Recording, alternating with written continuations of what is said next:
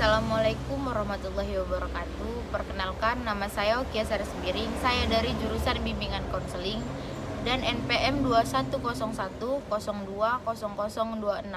Baiklah, di sini saya akan menjelaskan tentang pengertian bimbingan dan konseling.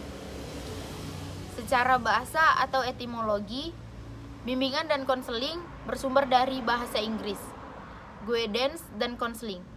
Guidance artinya memimpin, menunjukkan atau membimbing ke jalan yang lebih baik. Sedangkan konseling artinya menasehati dan mengajukan kepada seseorang secara face to face atau secara bertahap.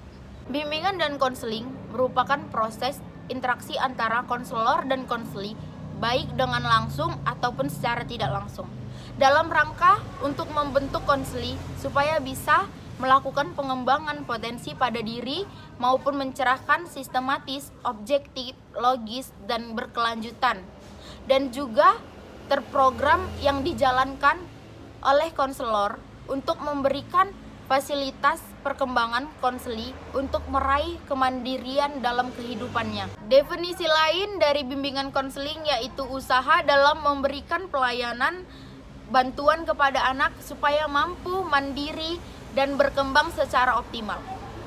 Tujuan bimbingan konseling yaitu supaya anak dapat memilih, menyiapkan diri, memegang tanggung jawab, dan memperoleh hal yang berharga dari keputusan yang diambil pada dirinya. Selanjutnya, saya akan menjelaskan tentang peran dari BK. Bimbingan dan konseling berperan sebagai wadah untuk membantu siswa mengembangkan potensi pada dirinya menuju kemandirian. Selain itu, bimbingan dan konseling juga berfungsi memberikan pemahaman, pencegahan, pengatasan, serta pemeliharaan dan pengembangan. Ada beberapa fungsi-fungsi pelayanan bimbingan konseling sebagai berikut. 1. Fungsi pemahaman, 2. Fungsi pencegahan, 3. Fungsi pengatasan, 4. Fungsi pemeliharaan dan pengembangan. Baiklah, untuk selanjutnya ada beberapa asas bimbingan konseling. 1. Asas kerahasiaan. Asas kerahasiaan merupakan asas yang menuntut dirahasiakan segenap data dan keterangan konseli yang menjadi sasaran layanan, di mana data atau keterangan yang tidak boleh dan tidak layak diketahui orang lain harus dirahasiakan oleh konselor. Dalam hal ini, konselor wajib secara penuh untuk memelihara dan menjaga semua data, keterangan sehingga kerahasiaan benar-benar terjamin.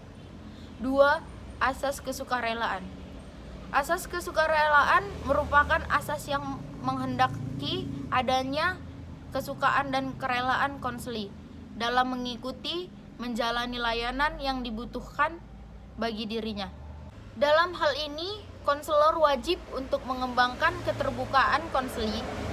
Keterbukaan ini sangat terkait dengan keterlarangannya asas kerahasiaan dan adanya kesukarelaan pada diri konseli yang menjadi sasaran layanan. Agar konseli dapat terbuka, konselor perlu terlebih dahulu untuk bersikap terbuka dan tidak berpura-pura.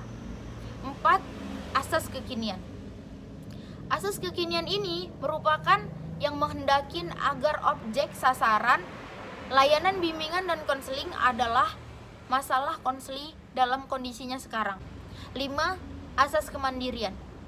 Asas kemandirian merupakan asas yang menunjukkan pada tujuan umum bimbingan dan konseling, yaitu konseli sebagai sasaran layanan bimbingan dan konseling diharapkan untuk menjadi individu yang mandiri dari ciri mengenal, menerima diri sendiri dan lingkungannya, maupun mengambil keputusan-keputusan mengarah serta mewujudkan diri sendiri.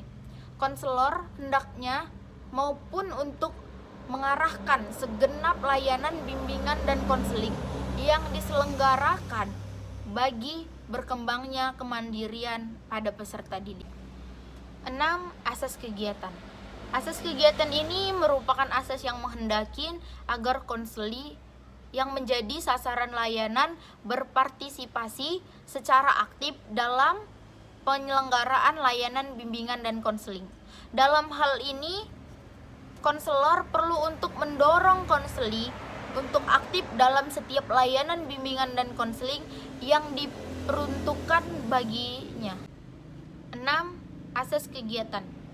Asas kegiatan ini merupakan asas yang menghendakin agar konseli yang menjadi sasaran layanan berpartisipasi secara aktif dalam penyelenggaraan bimbingan dan konseling. Dalam hal ini, konselor perlu untuk mendorong konseli untuk aktif dalam setiap layanan bimbingan dan konseling yang diperuntukkan untuk dirinya. 7. Asas kedinamisan.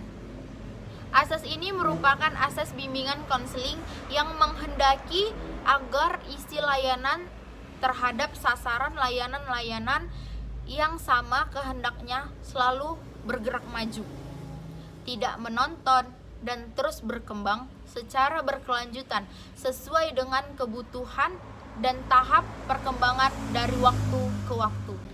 8. Asas keterpaduan. Asas ini merupakan asas bimbingan dan konseling yang menghendaki agar berbagai layanan dan kegiatan bimbingan konseling, baik yang dilakukan oleh konselor maupun oleh pihak lain, saling menunjang, harmonis, dan terpadu. Untuk ini, kerjasama antara konselor dan pihak-pihak yang berperan dalam penyelenggaraan layanan bimbingan dan konseling perlu dikembangkan. Koordinasi segenap layanan bimbingan dan konseling itu harus dilaksanakan dengan sebaik-baiknya.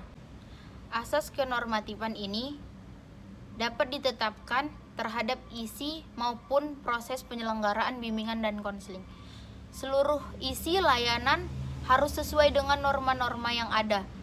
Demikian juga dengan prosedur, teknik, dan peralatan yang dipakai, tidak menyimpang daripada norma-norma yang dimaksud. Lebih jauh, layanan dan kegiatan bimbingan dan konseling justru harus dapat meningkatkan kemampuan konseli dalam memahami, menghayatin, dan mengamalkan nilai dari norma-norma tersebut. 10. Asas keahlian. Asas ini merupakan asas yang menghendaki agar layanan bimbingan dan konseling yang diselenggarakan atas dasar kaidah-kaidah profesional. Dalam hal ini, para pelaksanaan konseling hendaklah tenaga yang benar-benar ahli dalam bidang bimbingan dan konseling. Keprofesionalan konselor harus terwujud baik dalam penyelenggaraan jenis layanan dan kegiatan bimbingan dan konseling maupun dalam penegakan kode etik bimbingan dan konseling. 11. Asas alih tangan kasus. Asas ini merupakan asas yang menghendaki agar pihak-pihak yang mampu menyelenggaraan layanan-layanan bimbingan dan konseling secara tepat dan tuntas atas suatu permasalahan konseli mengalih tangankan permasalahan ini kepada pihak yang lebih ahli. Konselor dapat menerima alih tangan kasus dari orang tua, guru-guru, atau ahli lain. Demikian juga konselor dapat mengalih tangankan kasus kepada guru mata pelajaran, guru praktek, dan lain-lain. 12. Asas Tutwuri Handayani merupakan asas bimbingan dan konseling yang menghendaki agar pelayanan bimbingan dan konseling secara keseluruhan dapat menciptakan suasana yang mengayomi dan memberikan rasa aman, mengembangkan keteladanan, memberikan rangsangan dan dorongan serta kesempatan yang seluas-luasnya pada konseling untuk maju. Demikian juga segenap layanan dan kegiatan bimbingan dan konseling yang diselenggarakan hendaknya disertai sekaligus membangun suasana pengayoman, keteladanan, dan dorongan seperti itu. Demikian penjelasan tentang asas dan konseling. Ada 12 asas yang bukan hanya diketahui namun juga dipahamin dan diharapkan bagi kalian berkecimpungan dalam dunia bimbingan dan konseling. Baiklah, hanya segitu yang dapat saya sampaikan. Apabila ada salah kata, saya mohon maaf. Assalamualaikum warahmatullahi wabarakatuh.